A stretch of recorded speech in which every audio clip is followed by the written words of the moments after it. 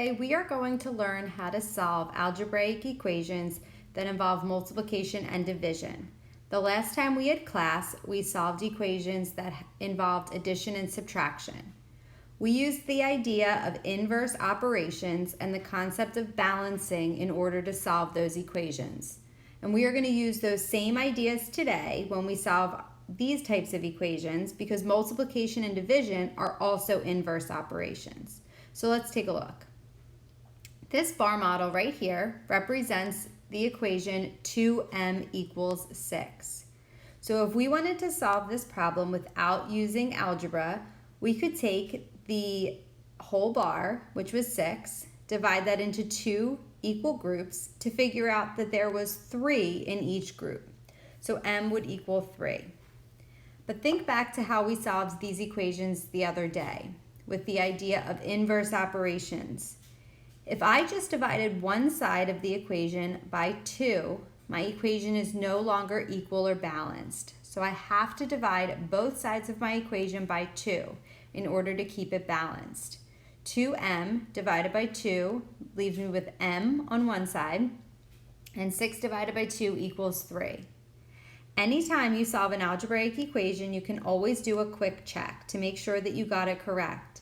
If you plugged 3 into your equation, 2 times 3 does equal 6, so your solution m equals 3 is correct. Let's take a look at this next example. This bar model represents 4n equals 20. If you take a look at your equation, 4n, remember, is the same thing as 4 times n. So if we were trying to do the inverse operation of multiplying by 4, we would have to divide by 4. But don't just divide one side by 4 or your equation is not balanced anymore. You have to show that you are dividing both sides of your equation by the same thing. So 4n divided by 4 would leave me with n on one side, and 20 divided by 4 equals 5. If you did a quick check, 4 times 5 does equal 20, so your solution was correct. This next example is an example of a division equation. Remember, in algebra, you will see division written a lot as a fraction. So this equation is read as z divided by 5 equals 3. So right now, I'm dividing some value by 5. The inverse of dividing by 5 would be to multiply by 5. But again, if I only multiply one side of my equation by 5, it is not balanced anymore. You have to multiply both sides of your equation by 5 to keep it balanced. If you multiplied by 5 and then divided by 5, you would be left with just z on one side since they cancel each other out. And 3 times 5 equals 15.